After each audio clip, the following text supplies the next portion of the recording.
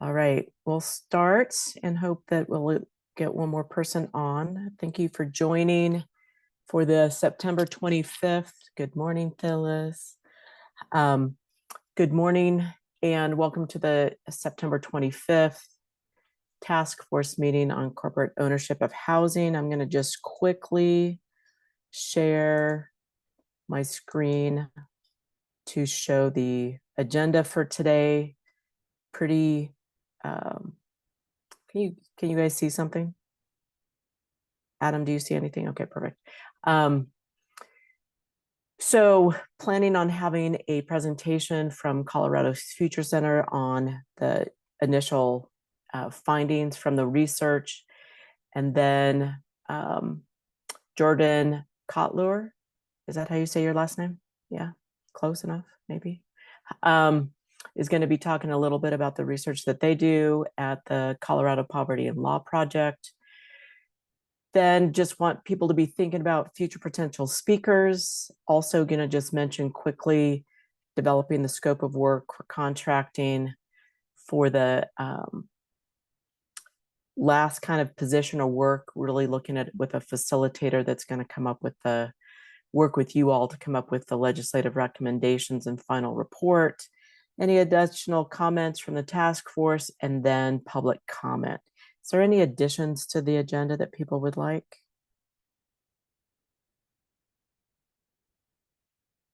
Alrighty, so with that, I am actually going to turn it over to Phyllis and Jennifer with the Colorado Future Center. Great, thanks. Phil, did you want to do any kind of introduction? I mean, I think we did an introduction last time, so I'll just turn it over to you, Jen. Right. All right. Well, can I share? Oh, great. I can share. I'm going to this pulls up. Can you, when I go to presentation mode, do you see the full screen presentation? Perfect. Always a trick, I think. Yeah, so thanks for having us share some initial findings this morning with you to clarify, like, the broader inquiry were framed around this inventory of what we call kind of more owner occupiable homes that are being held by a corporate entity that has been taken out of what would be considered traditional potential owner occupiable tenure. We're looking a little bit about how they're distributed across different parts of the state. And what we have grayed out here is eventually the point is to get to an understanding of what extent that the corporate ownership is perhaps influencing the housing market. What we have in this presentation today is specifically leveraging some work that we've had the opportunity to build over probably the last, I guess, half decade or so, that has put together an inventory of all properties that now includes 17 counties all around the state, which I'll get to what those specific counties are.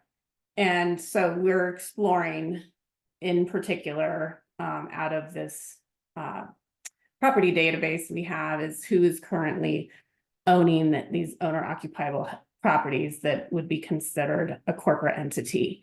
And that bullet point that's bolded is looking for basically what these main culprits of ownership that are perhaps pulling this inventory out of the normal churn of the existing stock for ownership purposes. What we acknowledge that there's also in the scope of work for this inquiry that there are some identified transactional type entities that are those selling, particularly selling facilitators that could always bring some level of noise into the inventory. We have culled out any kind of properties that are for social purposes that would be classified more like as group homes or rehab facilities, they happen to be flagged differently in the assessor records, typically around the use codes. So those to the extent that they are coded that way, we've pulled them out. And then there was one instance that I was able to find that was obvious in terms of a purpose-built single-family development that was in the records that was easy to pull out, but there could still be some of that in there. We've not gone down the rabbit hole of other methods to be able to cull that type of inventory out. And then we've also culled out this hangover of new construction that is always awaiting some lag of closing for a new buyer from the big builders. So those obvious builders have been culled out as well. And then what we also don't have in there are any what we consider mom and pop entities that don't hold the property in what would be flagged as a corporate type entity. That again could be some existing in some capacity, but that are not included in these counts. So with that, as a little bit of framing around qualifying what is included, what's not included, I'm gonna share. Hey, Jen, can I interrupt for a second? Yeah, Because there was a question in the chat I didn't see. asking what we mean by owner occupiable. So since we use that term, that we at CFC like to make up words, and so that's something that we've made up because we were looking for a term, but we should define that so that the group knows what we're talking about. Yeah, sorry thanks for catching that, Chad. I didn't see your question there, Frankie. We collapsed it into recognizing that the scope is saying single family, but it does also include any ownership type housing units that could include townhomes or condominiums. And so we've couched it under this, like Phil said, we've made up the term of owner occupiable so that it is not exclusive to a detached single family product, but also includes properties that could be purchased for ownership by an individual. So townhomes, condos, single family. How about duplexes, triplexes? Yeah, so any attached product that is within that ability to own in a fee simple way. Okay, so anything that's not multifamily, 1 to 4 unit. Correct. So condominiums can be in a more than 4 unit property as well, but they can be individually owned. So we Legal descriptions. It's just excluding purpose-built rental multifamily in that way. And it of course excludes apartments that are not available to own. Right. Yeah. So does it include duplexes? Yes. Yeah. I mean, there's some nuances around duplexing that exist, but we've included all of those in this capture at this point. Okay, and I just want, so a duplex someone could own but would have a rental unit because a duplex is one legal description. I just want to make sure we're speaking the same language. Correct. So okay. Yes, that's what I was saying. So there's some nuance around how duplexes are characterized, but to the extent that yes. Okay. And when townhome, like construction type and architectural type, like when there's an attached property wall and there can be an ownership unit, okay. For that purpose, we've included it. Okay, thank you. Yeah, thank you. All right, so just a quick overview of what geographic coverage we're talking about here in this inventory. These 17 counties that are include the entire Front Range running from Larimer down to Pueblo. And then we include the counties along I-70 starting in Summit out to Garfield and then start coming around into Mesa, Montrose, and then also includes La Plata County and Durango. this total inventory of the housing and the population that it encompasses is about 90% of the state. So that's just some context of what sort of coverage we're talking about here. And this, again, it's just a snapshot of what was existing. This was from 2023, after the reassessment cycle. And so it's basically about a year old at this point.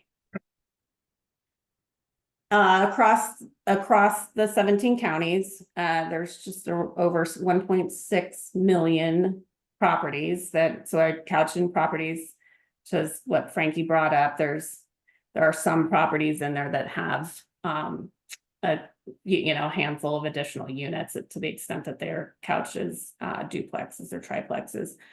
Out of that inventory that we've tagged with this investor corporate type entity, initially including home builders. We have to do a separate culling. We don't have a separate flag specifically for home builders. There's just around 90,500.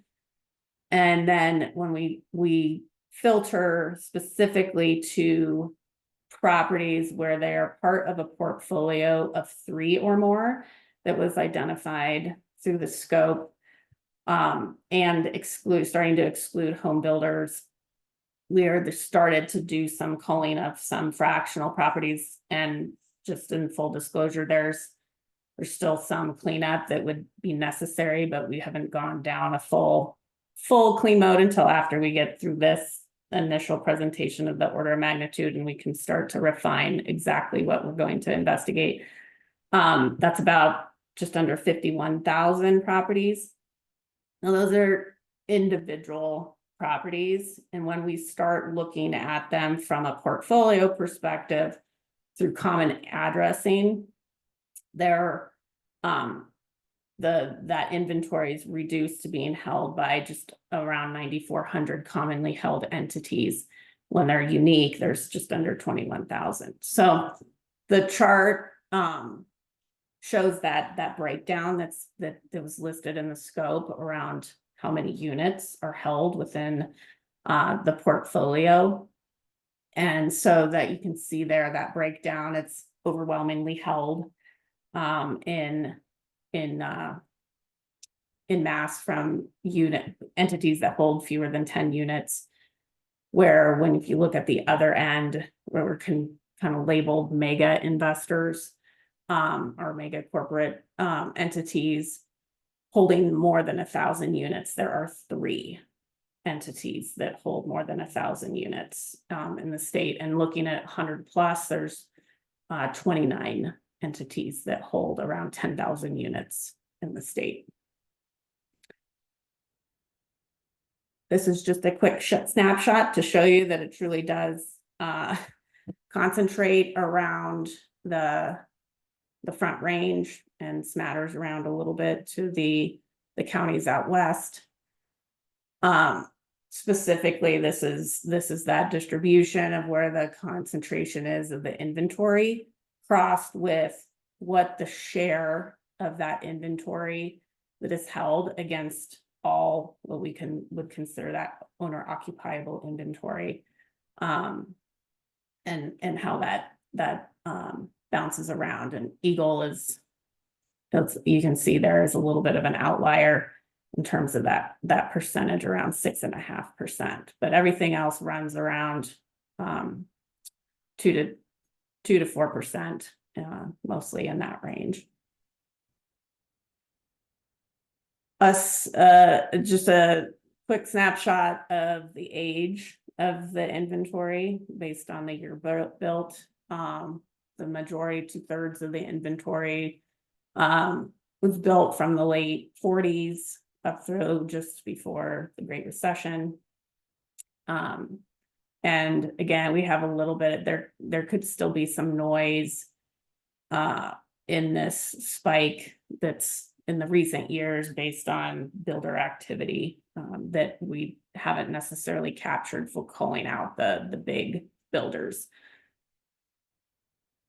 This is what that inventory looks like from just square footage. I can see that the majority of it is definitely under 2,000 square feet, so it's not particularly large units, and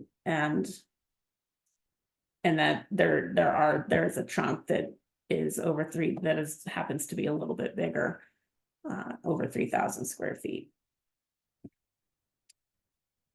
Well, and then we looked at what the inventory valuation is, and this is based on the assessor appraised valuation information that comes with the property records. Very concentrated on, in units valued at less than $600,000, with an interesting chunk of properties that are valued over $1 million. Again, some of that could be distorted to the extent of additional necessary cleanup to understand which units should not necessarily be in there, based on inventory hangover from construction. Jennifer, will you hold for a second? I saw. Yeah. Is there a question? Sorry, I wasn't monitoring the question. No, that's right. It looked like Frankie, you had a question maybe? I did, but I thought maybe I should wait a little bit longer and see what's coming. I was just curious if you have this information for the total housing inventory, so we could look at the characteristics of the corporate owned compared to the characteristics of individually owned or owner. Yeah, we do, and we could certainly look at that. Yeah, just for comparison purposes. Correct. Thank you.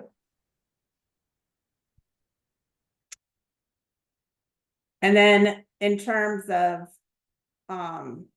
questions of like trying to get at like who the corporate entities are and that sort of thing, just looking at those entity address based on the registration of the entity and the state that they're that is included in the owner information.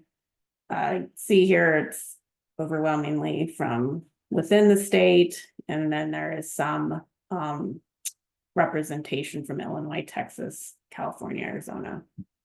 And this was looking at those entities where we had more than 100 units in terms of the total number of units held within entities by respective states. So there's a whole lot of other states represented here. I just cut it off at 100 units. And then this is looking at the actual corporate entities that hold 10 or more units.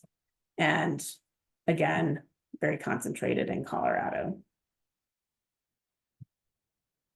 When looking at the larger held portfolios, and these are those mega investors holding more than 1,000 units, this is actually just representing 3 entities. Again, we see that concentration exists actually in El Paso County. And Phyllis and I talking through what this, what does this mean, or what's driving some of that. We were thinking through what exists in El Paso County in particular. And so the presence of the military bases that are there, and the sort of mobile household population that can come in and out of the base could be influencing where that concentration is. I see Kinsey actually has a hand raised. I actually noticed that. Hi. Hi. Just a question on the slides previously of ownership by state. I'm sorry if you said this and I missed it, but what is the address that you were looking up? Like, is it possible that an entity is actually based in or operating out of a different state and has a PO box or an address of an office or something that is here in Colorado that is not actually representative of physical presence of the company in Colorado? Yeah, Yeah, and I definitely didn't go down that hole, and thanks for bringing that up, Kinsey, and just that this is based on the registered address of the owner.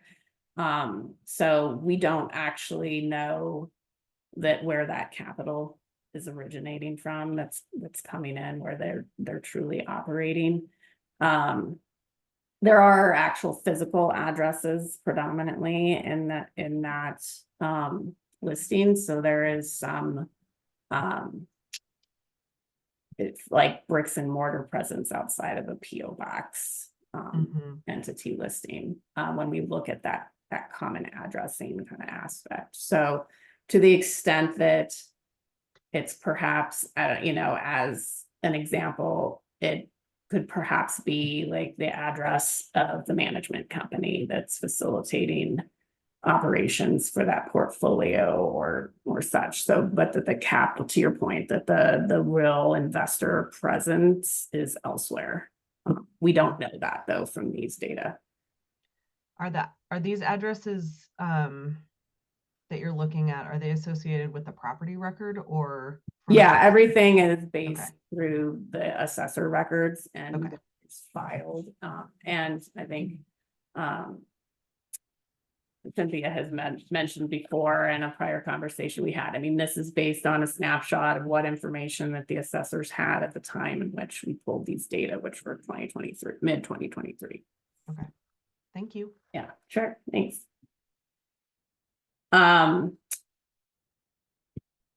Yeah, so the piece on El Paso holding actually a significant share of those mega corporate entity units. And again, the comment earlier just in Phyllis's my conversation around, what do we see a relationship with the presence of military operations in El Paso County that could be influencing that sort of response to the market and the need around the churn in the households that come in and out of those the base locations more frequently. This is just a little view of where the mega sized portfolio inventory is distributed. You can see it's exclusively along the Front Range. We expand that inventory to the entities that hold 100 or more units, so the large and the mega together. You can see that it's still overly concentrated in the metro, but that there are a couple of points that pop up in Eagle and Garfield County. But again, it's that larger entity holding presence is definitely concentrated along the Front Range. And so these last slides before we get into discussion is just a little view into looking at within the counties, like where that sort of that concentration of that type of inventory is located. And this is done at the census tract level. And as a caveat, and as compared to the slide where it just looked at the total inventory and then looked at it as a share of that owner occupiable inventory. This was I put this as in the share as in context to the total housing unit inventory, and that we can certainly change this so that it's a share of that owner occupiable inventory, but that's just a caveat here with these visuals. So this just starting in the North Front Range, including Larimer, predominantly Larimer and Weld County. See Boulder County in there. There's a view into the next one with the metro, but that includes Boulder County as well. But just seeing where that concentration really exists within the county. This is the metro, and that is inclusive of those 7 counties, albeit that Boulder County is cut off a little bit here.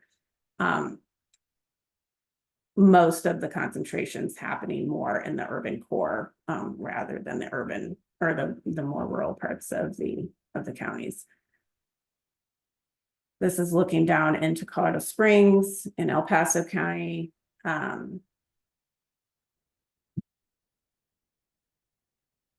Further down to Pueblo County.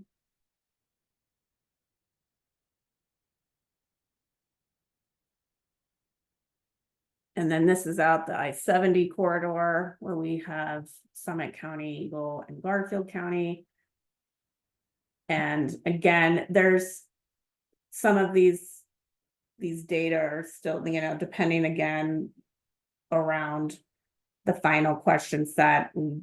I do think that there's still some cleanup that would be necessary to address some of the aspects around fractional inventory. I think that has popped up, this dark spot that is on the eastern portion that includes Keystone, and there's been a lot of other recent development in Keystone that is both fractional and resort second home ownership type development that's been happening more recently. And then this is out Western Slope, including Mesa and Montrose counties. More of that concentration in around Grand Junction specifically, and then down in Southwest around Durango.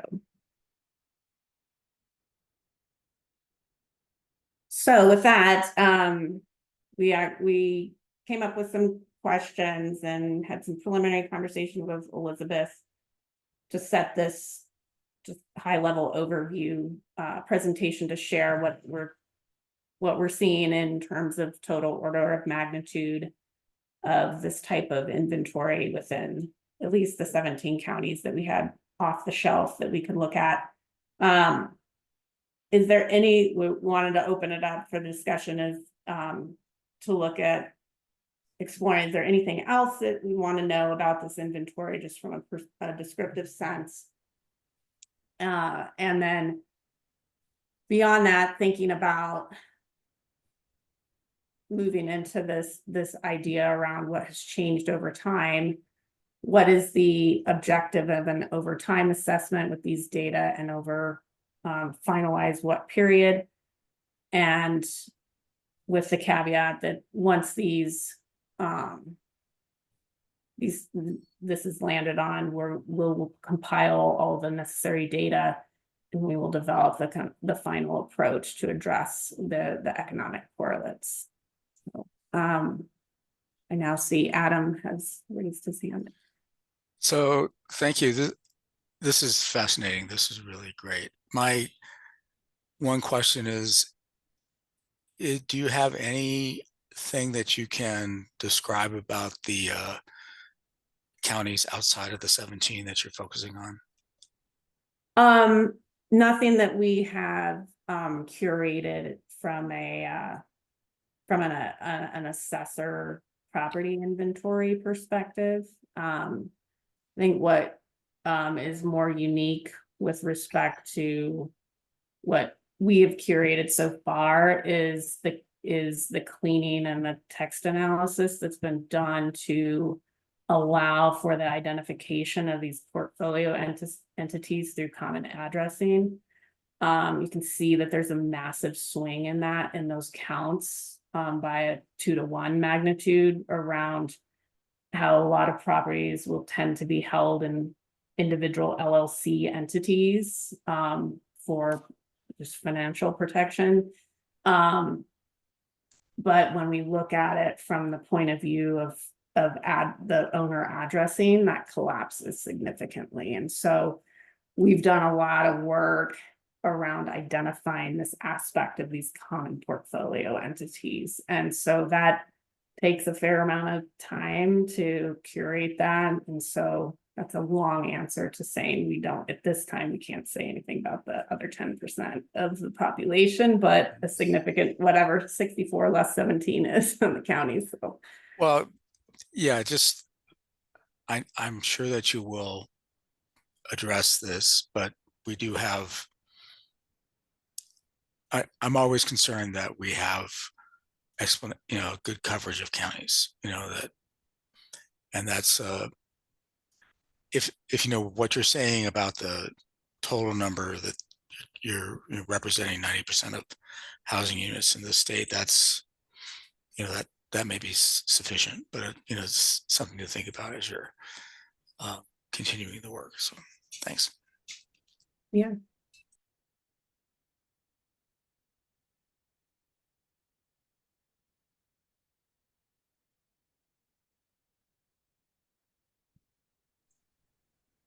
Yeah, Frankie. I'm thinking through the questions you're displaying here, and I think just what I brought up earlier would be important to look at the stats for the individually owned units, that you're also comparing those, so we have an idea of what's happening in the market as a whole, in addition to what's happening with corporate owned residential units. I think the goal of or one of the objectives of an overtime assessment would just be to identify changes at various price points for availability. So inventory by the appraised value would be interesting to see. The definition of affordability continues to change for homeownership. So having that price point data over time seems like that would be a factor we'd want to look at. And I think it's also important to look at it, if possible, over time, trying to neutralize unique economic factors such as the pandemic. So I don't know if that's 5 years or what that might be, but I would be curious to hear your thoughts on that. So can I ask a couple questions and then a follow-up on that? So when you say changes in price points over time, are you saying you want to know of those that are corporately held, what's the kind of value distribution of them? So that same graphic that Jen showed, but what did that look like and then we'll get to the year issue. Like in 2019, particular periods over time. 2020. Okay. Right. So with respect to the kind of doing this work over time, we had a preliminary conversation with Elizabeth a couple weeks ago, and then Jen just alluded to the lift that goes into, preparing 1 year, because there's an awful lot of data work that's behind that. So it's not going to be possible to do every single year in the time or the scope of this project. So Okay. I think your point is a really important one, that if we want to have an understanding of what's happening over time, we're going to need to be strategic about the periods that we select.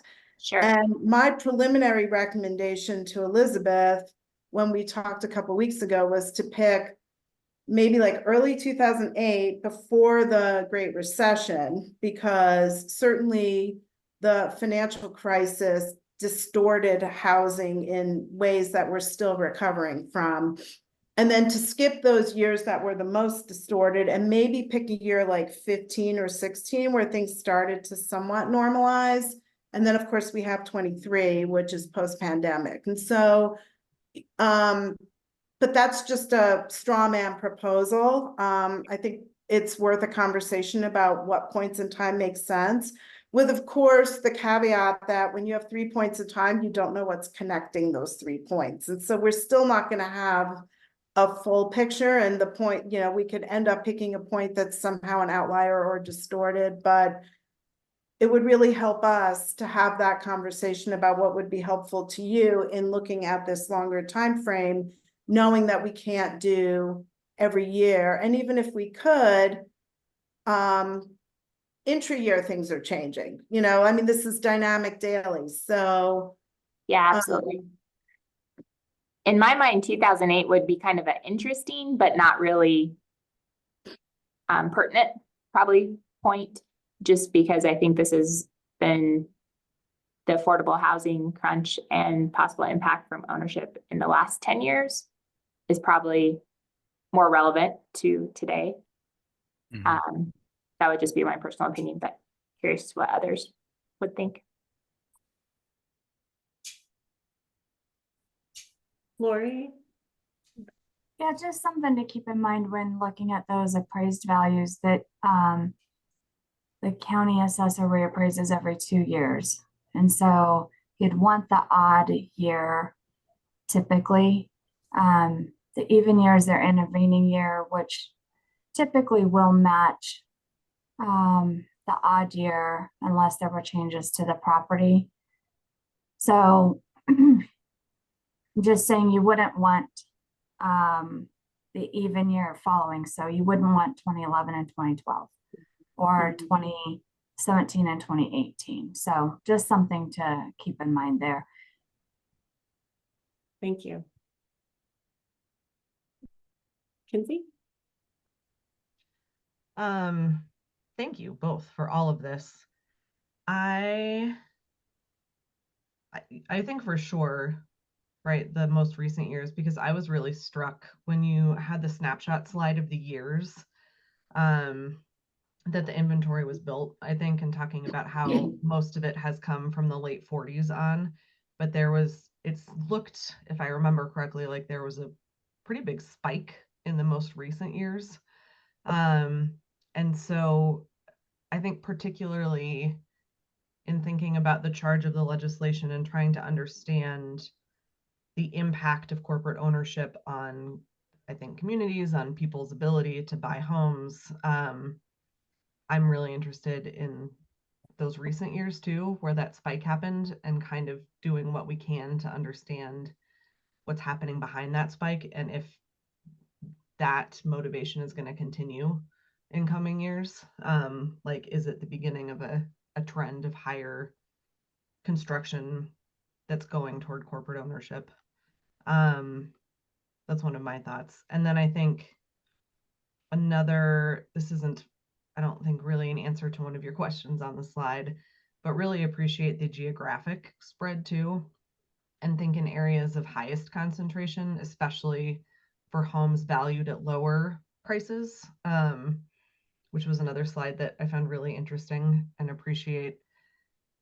I think looking particularly if there are concentrations of corporate ownership in specific,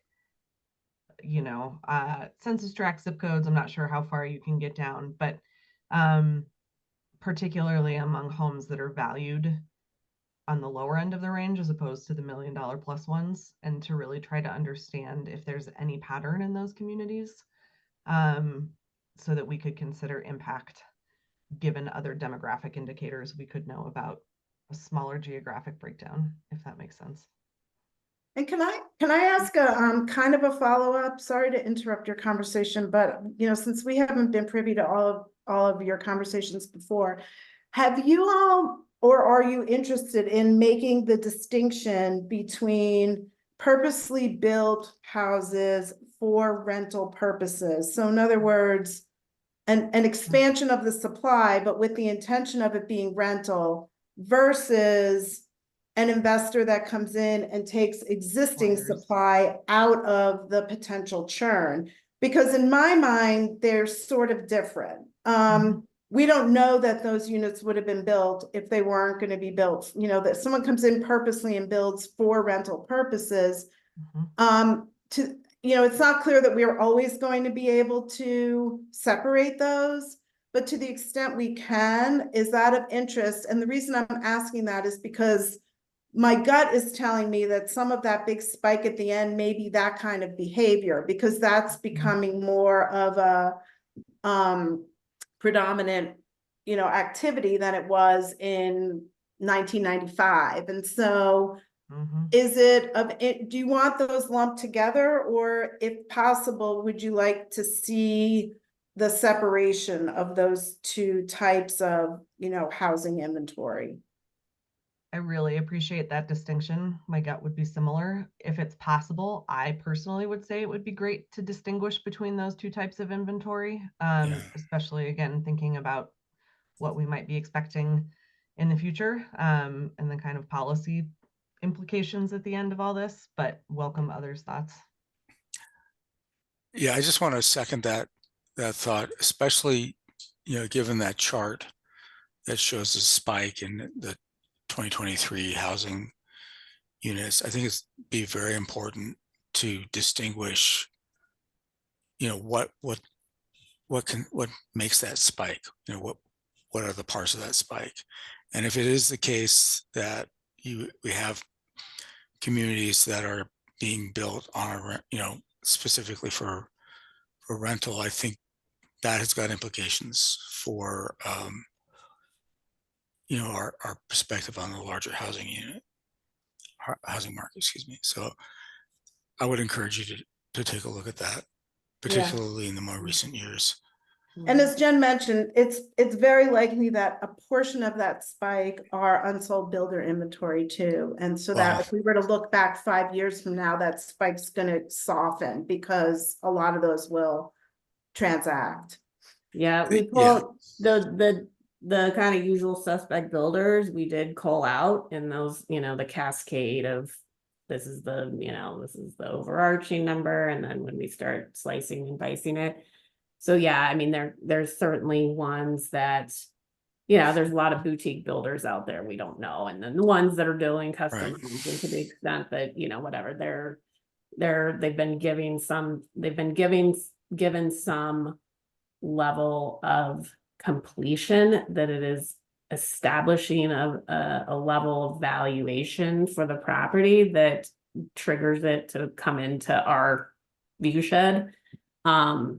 There will always be some noise there, I suspect. But we could look at that, more closely, to the extent that there are, we can run the spatial analysis to look at parcelization in the subdivision that has that common ownership. So yeah, just one more comment. I think it's particularly looking at purchases and transactions in the period where we've had high interest rates, trying to understand, the components of that spike, I think will be very important. When you read stuff that the industry has put out, a lot of the narrative is that these actors have stopped purchasing homes, right? But I don't know if that's true or not. I know this is what I read in the papers, so, but that's, I think important to try to distinguish and try to clarify. So. I mean, I'm laughing because I have often suspected that might happen because there's available return and yield in other instruments. And so, we tend to think of this as a housing problem, but from an investor perspective, it's a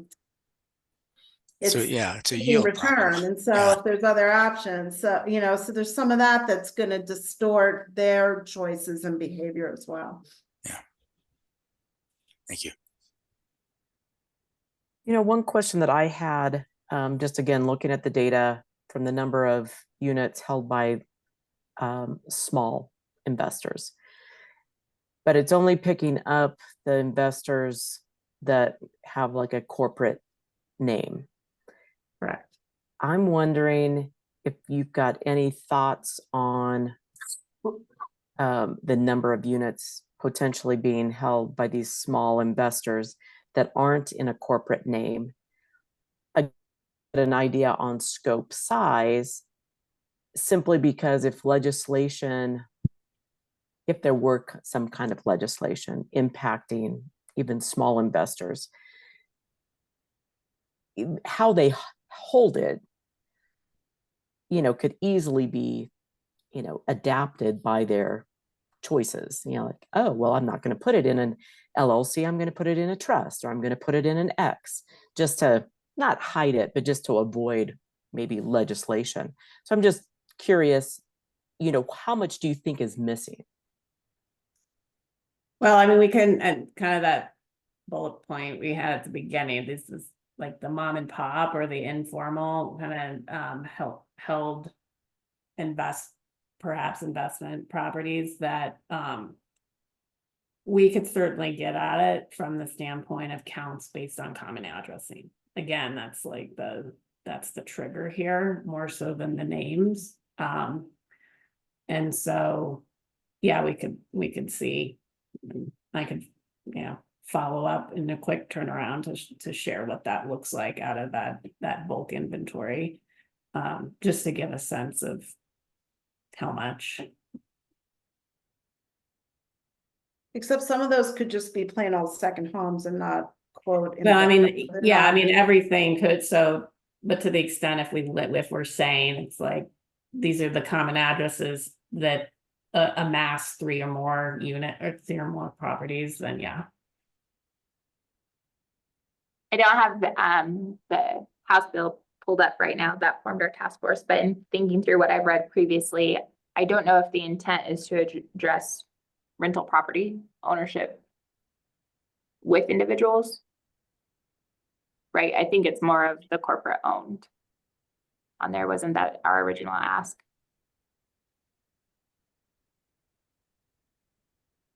So, I mean, I think that's interesting. And yes, it is addressed as corporate owned in terms of the title. But then if you read through the rest of the legislation, it's really asking about how does this impact the housing market? So it is that funny two sides, right? In terms of how it was called versus, really what is the impact on the market? Of corporate ownership. Correct. Okay. Abelia? Yeah, and following up on that, I know you're looking at addresses more than names, but I was wondering if you saw and if you have any idea of who the corporate owners are in terms of being able to say this is, I don't know, Homes for Rent or these other bigger corporations. Is there a way to go back and link it, or to, for example, get a sample of the homes that you've identified and then see if they're listed for rent in some of these websites and things like that you could do later on, just to get an idea of that split. And so if I understand your question, so we know the names as well, based on what's listed with the assessors.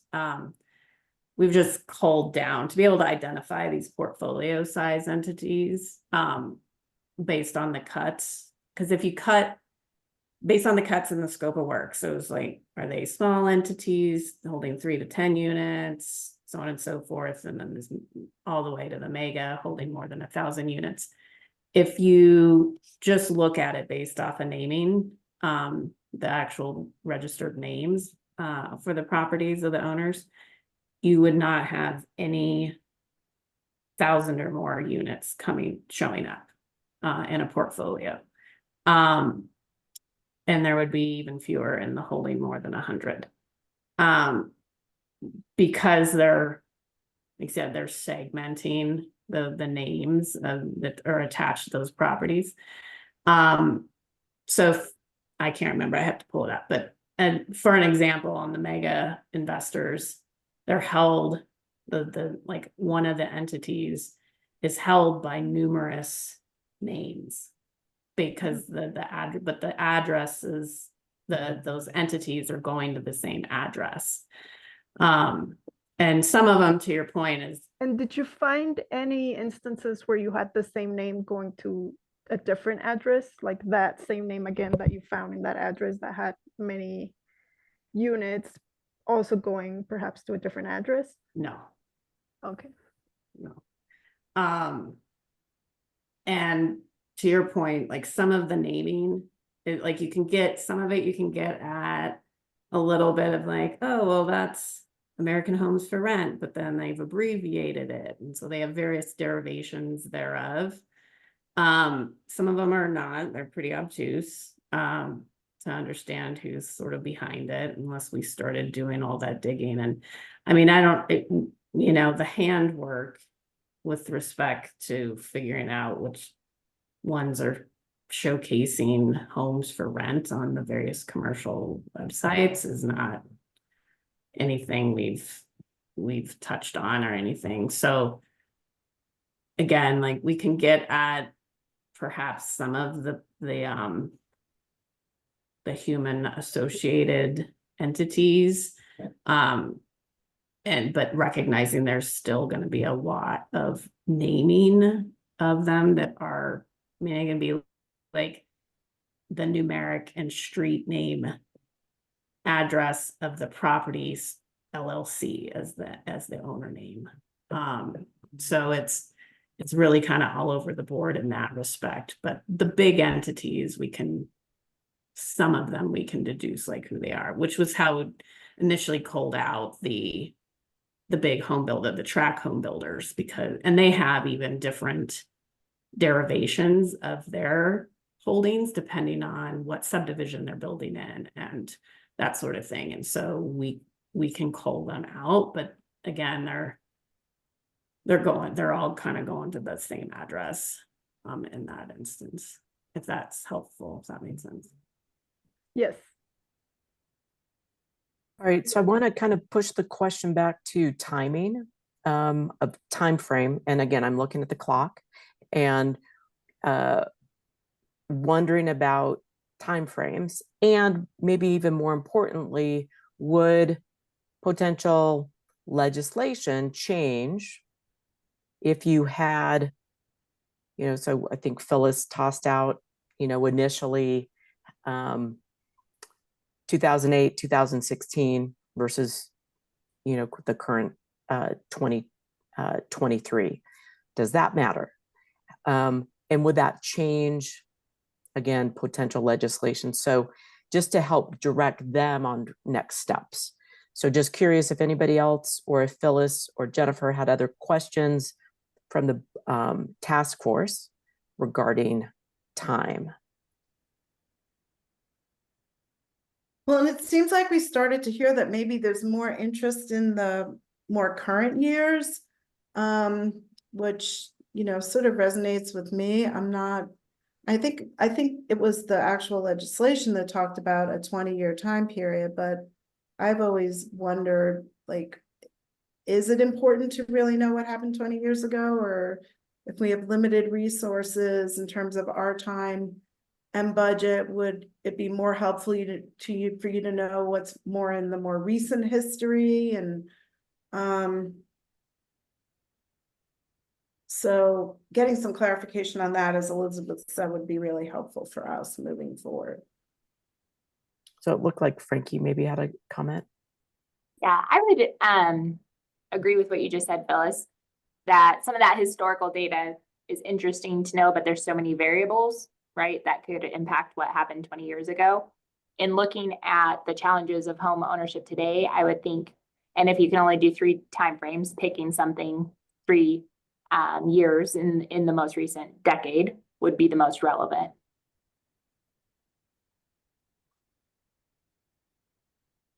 Yeah, I tend to agree with that. I think the part of, yeah, I'm interested in, older homes and how that's, whether they are part of all of this and to what degree, but I don't like in terms of ownership and transactions. I'm certainly more interested in more recent years and trends that are going to endure.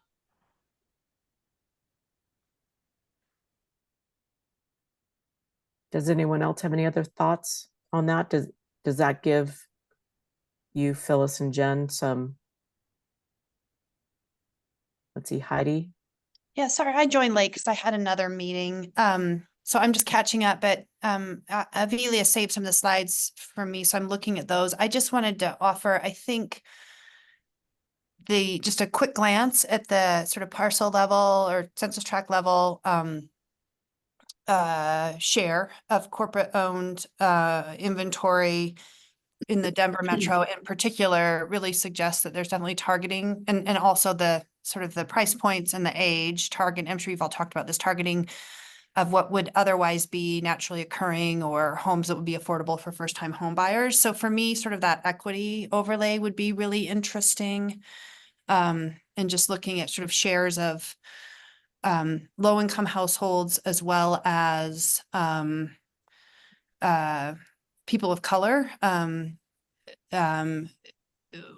particularly with the Denver one, which is I'm looking at my other screen, it just seems to me there's a pretty high relationship between where the higher shares of the corporate owned housing and where there are clusters of BIPOC and low income households, particularly in Denver.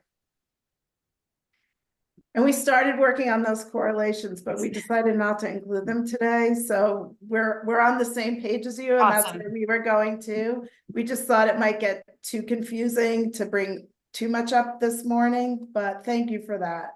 Yeah, great. I just want to make sure that it's looked at. I appreciate that. Thank you. All right, in terms of time, like the time frames to pull the data, did this give you enough information, Phyllis and Jen? About what years you may want to look at? Huh. Yeah. So are we You know landing? what? on Well, three how about days? this? How about Jen and I kind of put our heads together? You know, I've been throwing out 3 time periods, but let us think about what it's really going to take in Lyft and how many we can do, and then come back to you with a proposal for, you know, some years. But basically what I'm hearing is we don't want to go back to pre-Great Recession. We want to stay. And then I would argue that we would want to not probably go back, certainly not before 13, because everything was so distorted in those years coming out of the recession. So I'm kind of leaning toward those years around like 15, 17, 19, because then of course we hit COVID. But given what we've heard, would it be okay if then Jen and I spend a little time thinking about what makes sense and come back with a proposal for maybe you to share with the committee, and then we make a final decision? I think that's a great idea.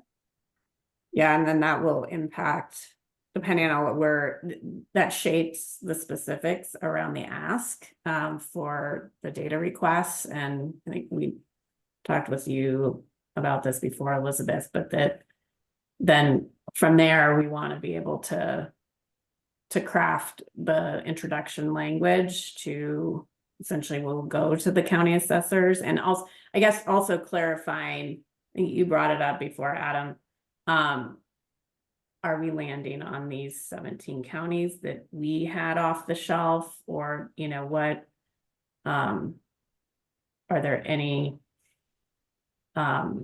concerns about using those and needing to look somewhere else to augment perhaps another county just from representation around the state? I mean, some of my thoughts on that last part of the question is we can easily pull together a file, and you probably already have done this as well, looking at just the number of rentals, you know, using the ACS data of this non-multifamily, so the non-apartment type of units in each county, to see if those that are missing have any lion's share that would be potentially important to include. Sure. And we can pull that up for the next meeting, because I think we already pulled it together for an earlier meeting. Any other questions or comments for Jennifer and Phyllis? And then do you have any other questions you want to hit? Question, Jennifer and Phyllis, were there any questions for the task force? I mean, I haven't thought of any more. Have you, Jen? Yeah. Perfect. I want to thank you guys so much for this initial cut of the information. The slide deck we'll get the slide deck from Jen and Phyllis. It will be posted on the website, posted on the Engage Dolo. That way all of you guys have access to it. If you want to come back and look at it and ask any more questions, you can filter those through me and Adam, or you can also include it, but CC me and Adam, but also include it directly to Jennifer and Phyllis if you'd like. With that, I'm ready to turn over things to Jordan unless there's any other questions.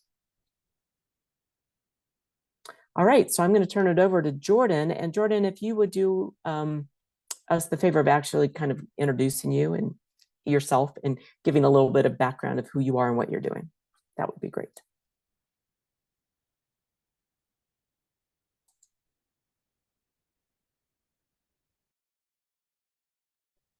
All right. Hi, sorry about that. I tried to share my screen and then am I sharing my slides right now? Okay, excellent. So ooh, how do I? Okay. My name is Jordan Kotler. I'm a housing attorney with the Colorado Poverty Law Project, and I am our Denver County Court Clinic team lead. Thank you for having me speak today, and a sincere thank you to the task force for all of the work that you're doing. I was glad to hear in the previous presentation that there was a differentiation between the regular corporate landlords and the mega landlords, because my presentation today is going to be focusing on those mega landlords, the institutional investors, and the impact that they have on the rental housing market. So first, a little background on the Colorado Poverty Law Project. We are a nonprofit organization, and our mission is to prevent homelessness through legal representation, education, and advocacy. And we believe that no one should be homeless for lack of housing justice. So here's just a little roadmap of what I intend to cover today.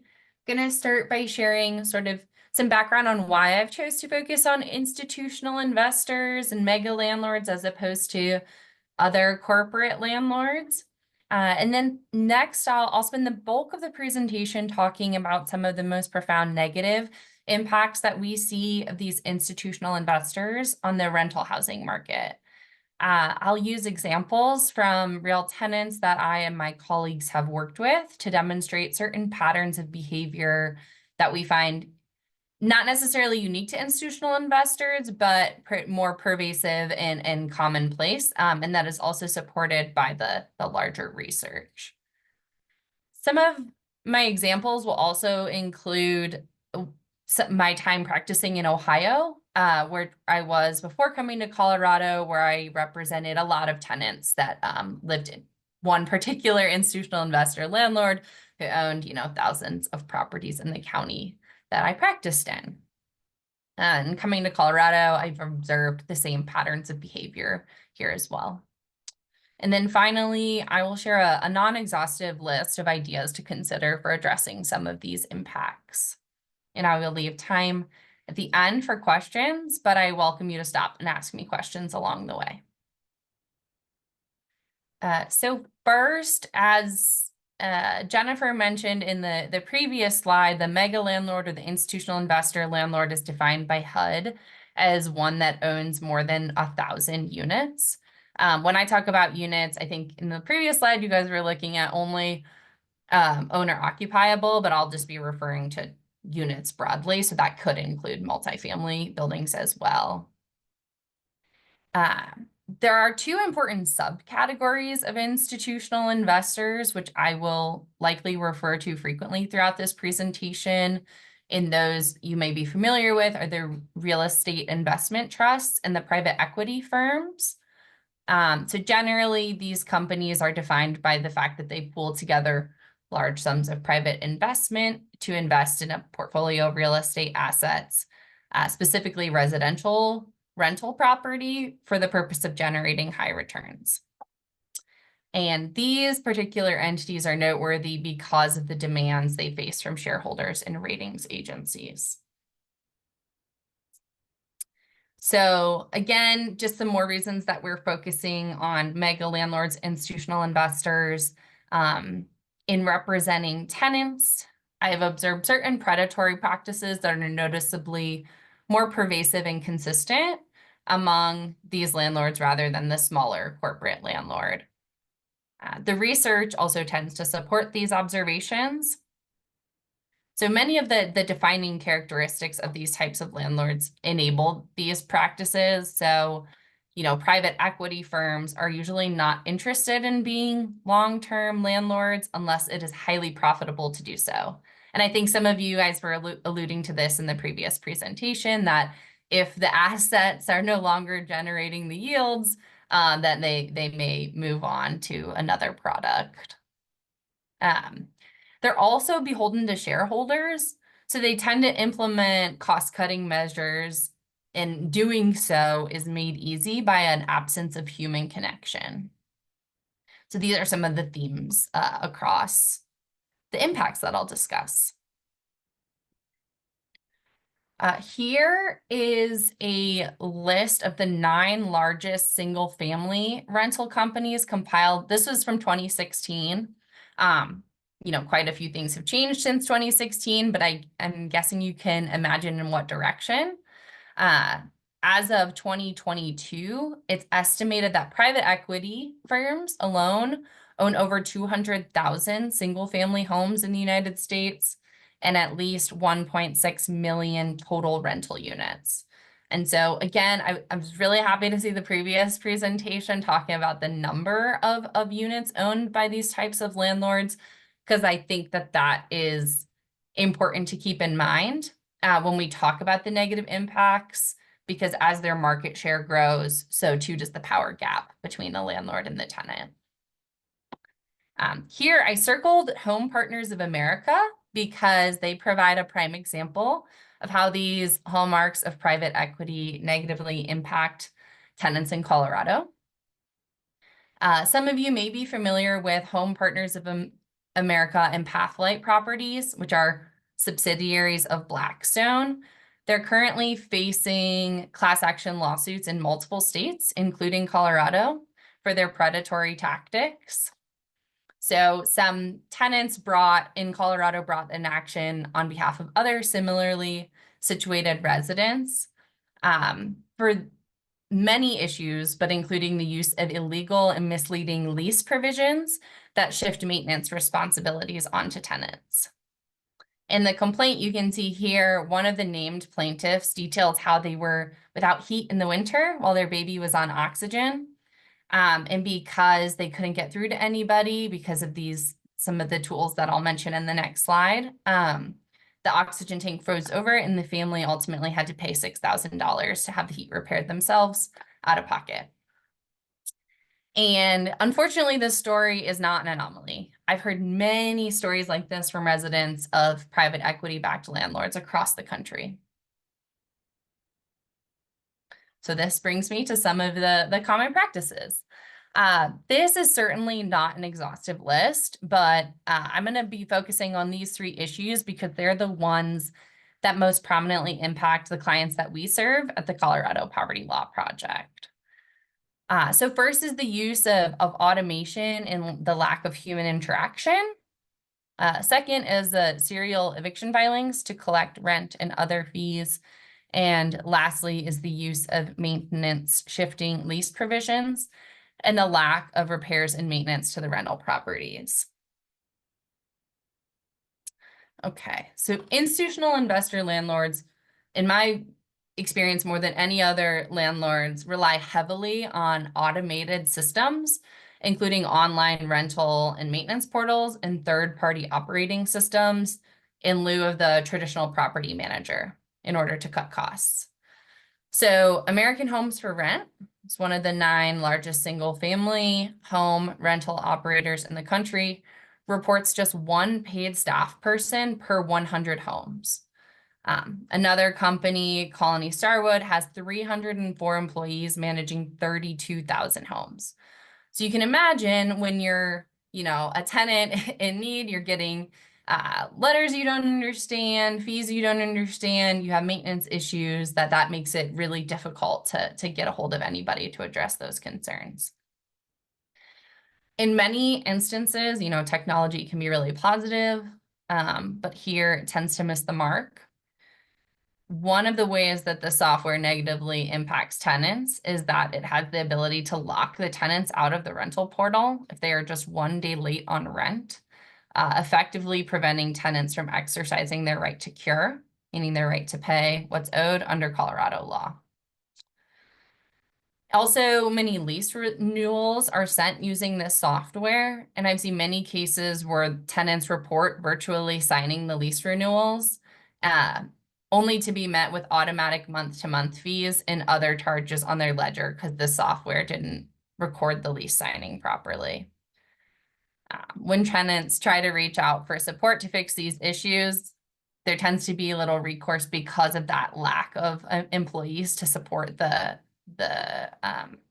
number of rental properties.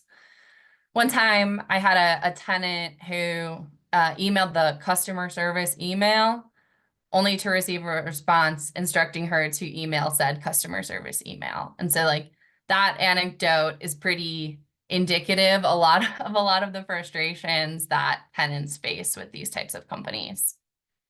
And often tenants aren't actually able to get through to somebody until they're in court, particularly eviction court. When I practiced in Ohio, we would have eviction docket days where there was just the one institutional investor, the whole docket was just them the whole day. And one day, one by one, I watched the tenants were called up for their cases and told the magistrate, you know, they had tried to contact the landlord about an issue they were having with either the portal or maintenance or charges on their account they disagreed with, and they weren't able to get through to anybody. And the magistrate then turned to the landlord's attorney and said, who can these tenants call to speak to somebody? And all at once, the entire gallery, the entire courtroom of tenants just yelled, nobody at the same time.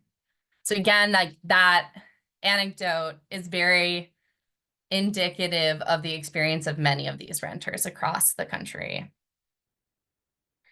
And this particular cost-cutting tool severely burdens those who are left to choose between paying extraneous fees that they don't know or don't understand, or ending up in eviction court. You know, this leads to unnecessary financial hardships and eviction filings.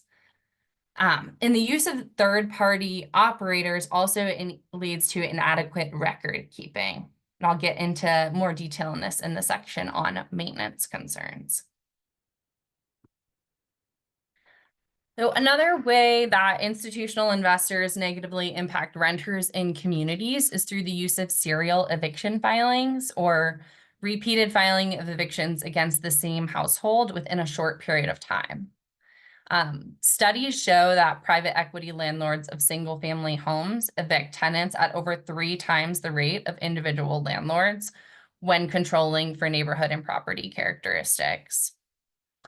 As Wall Street investment companies, these landlords face pressures from ratings agencies to adopt strict eviction policies to maximize rental revenues.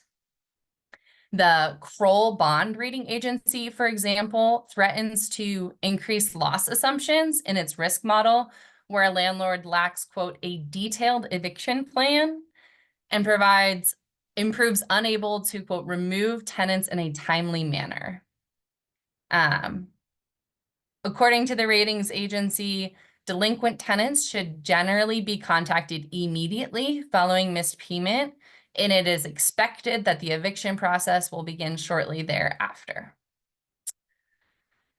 A study of rental housing in Atlanta found that large single-family rental landlords evict tenants at 3 times the rate. I already mentioned that. In most jurisdictions, filing an eviction is relatively simple and inexpensive. This is made so for the traditional, you know, reasons of landlords. The traditional view that, you know, the mom and pop landlord, the smaller landlord should be able to get their property back as quickly as possible. This is also made possible by the fact that landlords are effectively able to pass the cost of filing and their attorney's fees on to tenants. So many tenants report receiving eviction notices for relatively small sums of money, only to then face hundreds or thousands of dollars in fees generated each time an eviction is pursued. So even when the tenant is able to come up with the money and stay in their home, they may still have to deal with the negative ramifications that come with having an eviction on your record. So by immediately pursuing an eviction and passing the costs onto the tenants, landlords trap tenants in a vicious cycle of costs and fees that keep tenants out of reach of financial stability. These landlords also use serial eviction filings because it works. We know that during the pandemic, when many families were struggling to avoid basic necessities, corporate landlords made record profits and increase their marketing power by purchasing more homes. Lastly, institutional investor landlords have a pattern of renting properties that are uninhabitable in violation of state laws. These landlords use many different tools to neglect repairs and cut costs. They use illegal maintenance shifting lease provisions that have the intended effect of deterring tenants from exercising their rights. Some of which say that the tenant will be charged a fee if the landlord responds to an issue that is deemed the tenant's responsibility. And what is the tenant's responsibility is often not the same as what is the tenant's responsibility under the law. It is what that landlord decides is the tenant's responsibility. They use rental portals and third-party operators that are unresponsive and fail to generate maintenance records. And when they do attempt to make repairs, they use unprofessional contractors that sometimes leave the property in a worse state than it was before. The stories of tenants in these properties experiencing these issues are as numerous as they are heartbreaking. I once represented a family who had no heat in the dead of winter. They called the third-party operator several times to make maintenance requests. During the second call, the operator said there was no record of their first call. But then during the third call, the operator said, if you call again, we are going to charge you for making a duplicate request.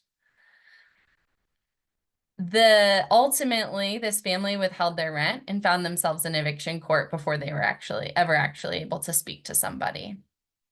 And that's where I met them for the first time.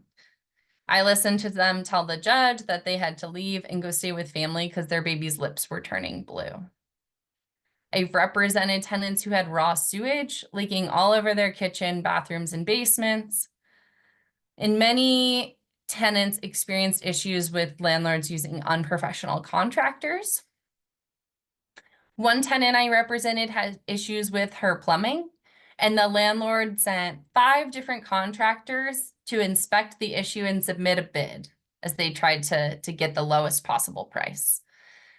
Each contractor told the tenant they couldn't start repairs until they had the landlord approval.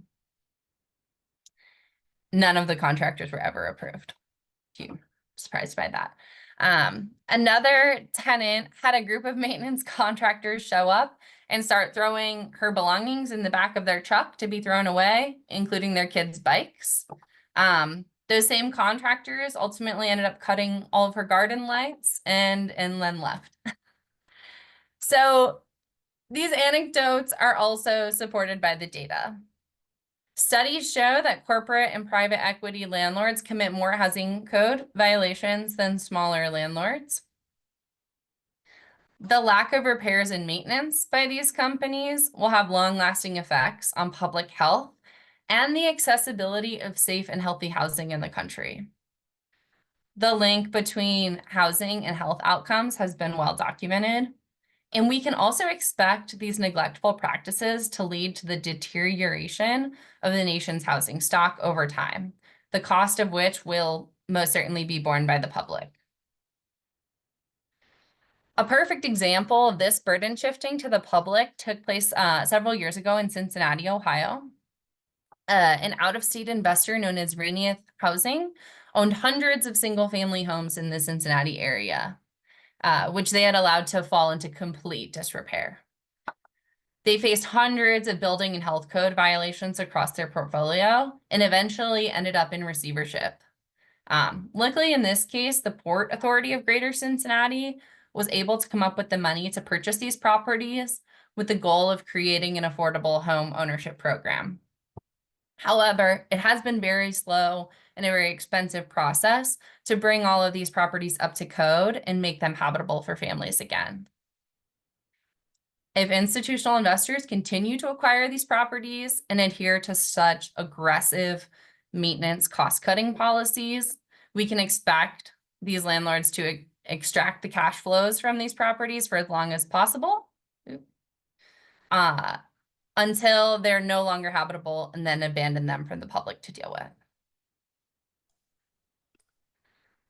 And so much more. As I mentioned, I'm sorry, I'm just gonna ask you to, we're getting close to the time of the end of the meeting. If you could just wrap up in the next minute or two.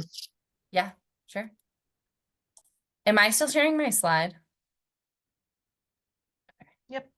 Okay, great. Thanks. Yeah, well, I'm near the end, so this is great. I was just going to say, as I mentioned at the beginning, the impact of institutional investors on housing in America extends far beyond just those three categories that I focused on today. If we had more time, I'd be happy to cover some of the topics listed here.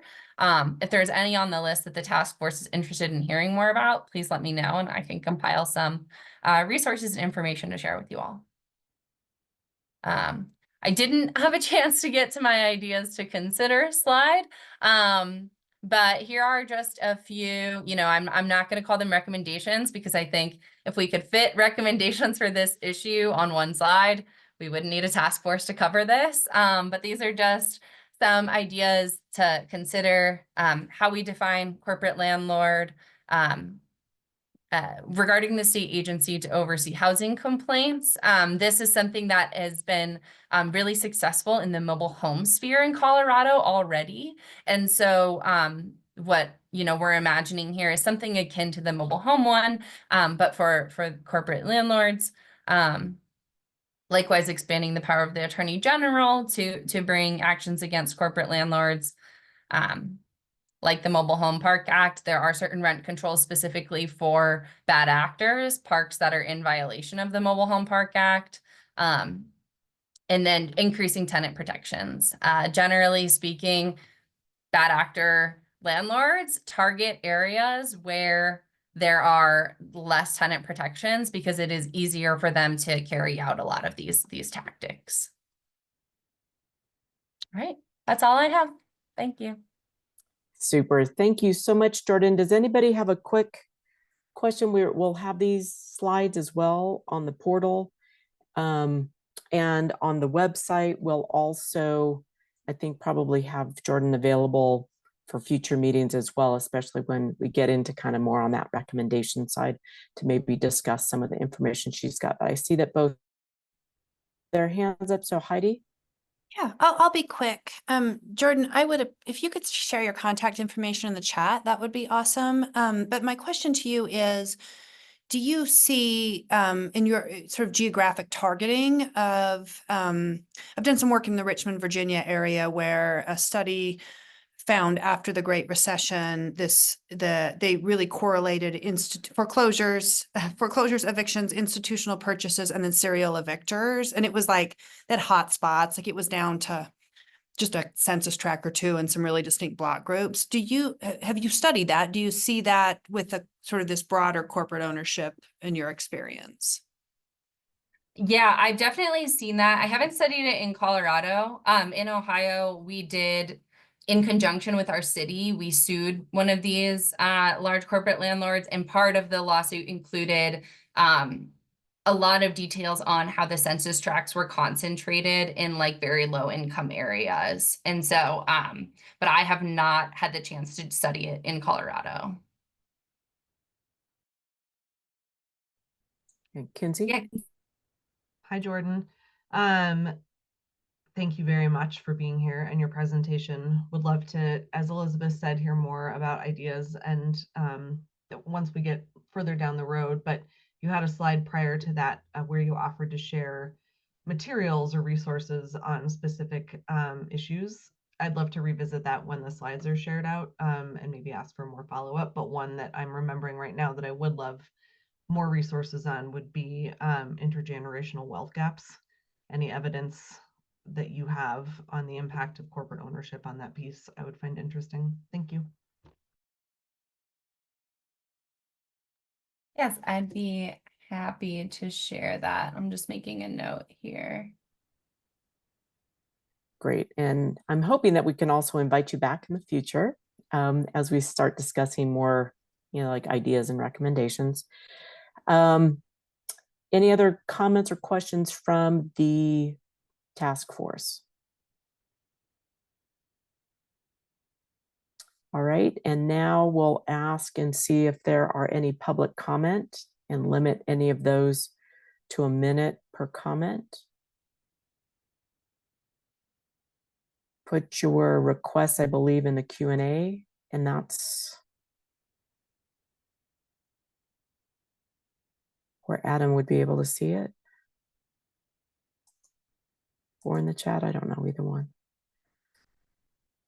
We'll give you Yeah. another 30 seconds. There are no public members on the call, so So hard to have a public comment. Well. Very good. So the next meeting is scheduled for October 30th. And then I do want to just toss out the meeting after that would be the end of November, which is also the week of Thanksgiving. And wondering, we can finalize the choice next month, but just see if people would be willing to have the meeting on November 20th rather than on November 27th, simply because people often take off for the Thanksgiving holiday. Do I see anybody against that suggestion of November 20th?